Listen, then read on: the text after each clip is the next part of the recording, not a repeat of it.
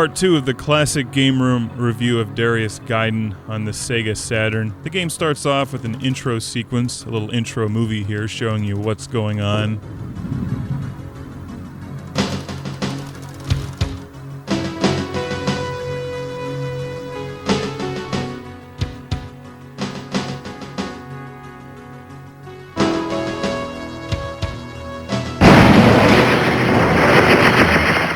No spaceship shooting game would be complete without some kind of a fleet of spaceships and graphs showing computer charts and analysis of enemy attacks and laser beams, explosions, the usual, and a lot of fish.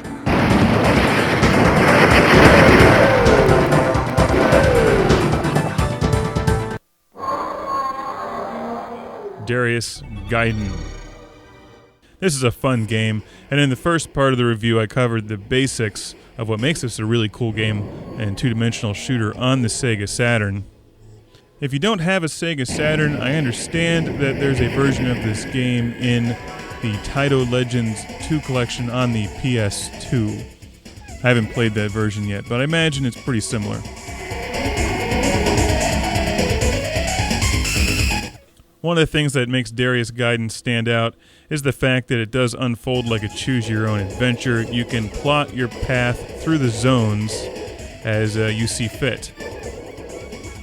In the first part of the review, I went through the path that I was practicing since I first got the game, and you'll see much better gameplay in Part 1 than you'll see here in Part 2. I'm flying through a number of zones here that I'm not as familiar with. There's a nice variety of differences in the backgrounds, but all the zones are not so completely different. You'll tend to see a lot of the same enemies, and even some end bosses to a degree being repeated. But that's not really too much of a problem. The game still has a lot of variety and excitement to keep you busy. I think if you play the game a couple times, you'll figure out that some zones are harder than others, but then might have an easier end boss that you can figure out how to destroy. Some of the zones I came away with more power-ups than others. And power-ups are really the key to survival in this game. As I mentioned in Part 1, if you don't have your spaceship completely maxed out by the beginning of the first couple levels, at least as much of a maxing out as you can, then you will certainly suffer in the later levels.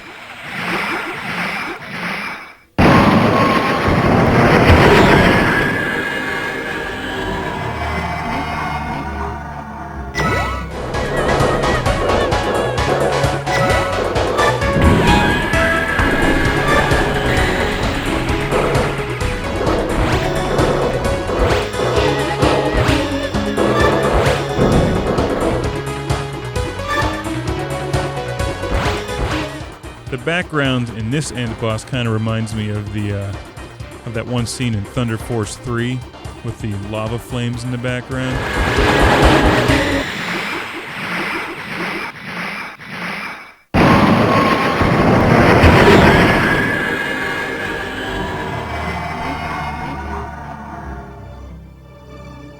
Let's talk about power-ups here.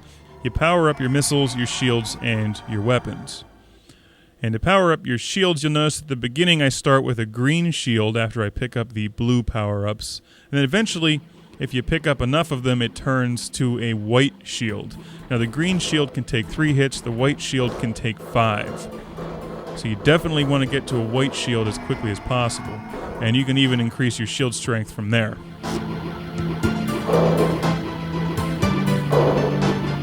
If my spaceship does explode, I have a white shield. The next time I come back, you start without a shield, but then the first time you pick up that blue power-up and regenerate your shield, you go right back to a white shield. So it's very important to power up your shield. Now the guns are a little different. If you power up your guns, you start with that the beginning shot, which is just like a big fat white blob of some kind of plasma. Then goes to a twin shot of more of a standard laser beam. And then the next power-up is more like a wave shot that increases the power of the wave.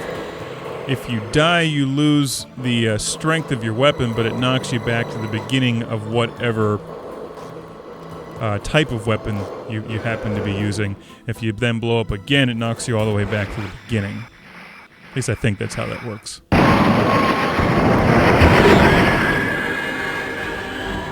So when you get hit with something and your spaceship explodes, you lose a lot of you lose a lot of firepower. It's definitely tough to recover from that. As you play the game more, and especially when you start getting into some of the harder levels, you learn to rely on your missiles quite a bit. They're very powerful, especially when you have them powered up to where they're shooting in front of you and behind you. I have my guns powered up to this 4-shot, and if I were to pick up one more red power-up, it would go to the wave beam, which I just got there. Okay, so now I'm on the wave level power-up, but I'm without shields, which is very dangerous. You definitely don't want to be without shields in this game. So I'm going to use my super explodey black hole bomb, make sure to eliminate any enemies on screen before I can pick up a shield. I think there's one coming up right around here. There it is. Get that blue shield. Okay, notice on the top of the screen I just went from the green shield to the white shield, which is the more powerful shield. Very important. My weapon is powered up one more time, and I'm going to be an idiot and fly right into the ground there, because I'm not used to this level. And that knocked my weapon power up down to the previous level, which is this standard twin shot. There's a gold power-up. That eliminates all enemies on the screen. Picked up another red power-up. That gave me a triple laser shot. One more red one will give me a quadruple laser shot, and then another red power-up from there will get me back to the wave laser beam. A couple hundred points from that one shield, which was a gray shield. There's a blue one.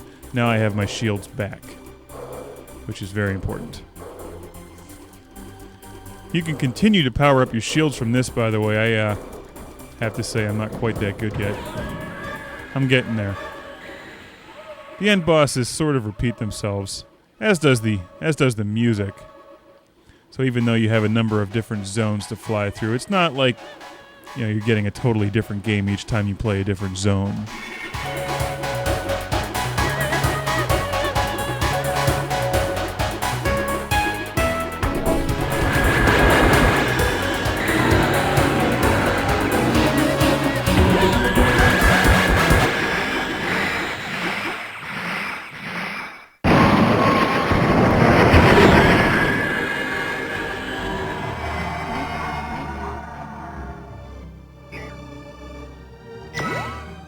We are now rushing into Zone H. Be on your guard. Well, if it's one thing you learn about this game, it's to always be on your guard. It's a very difficult game.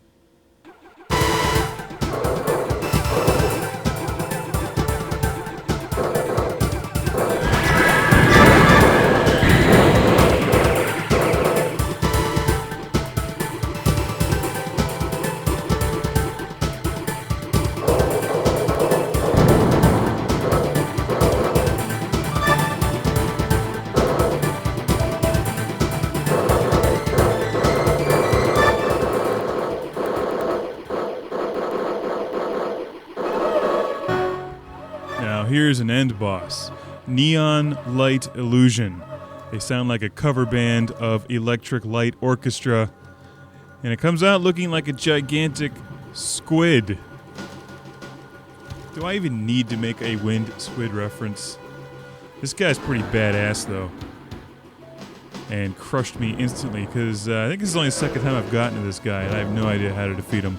I like how he splits apart and there's a bunch of golden Tinker Toys powering him at the end. You see that? Remember those things? You'd stick the Tinker Toys into those little wooden things and you could make like wagon wheels and stuff.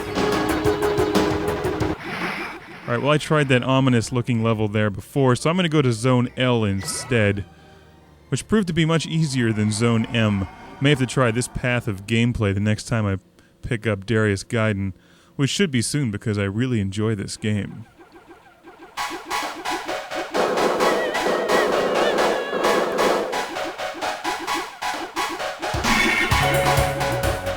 This level reminds me a lot of something out of Gradius, one of the Thunder Force games, or R-Type.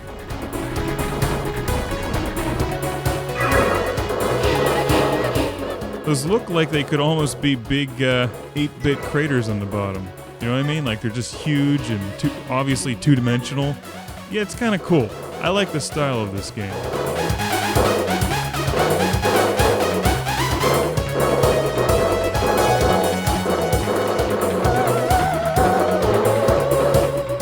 They're not trying to pull anything fancy. There's no ridiculous 3D stuff put in there just to be, clever and utilize whatever the game system could do at the time. It's just pretty straightforward creativity on a two-dimensional palette, and I like that.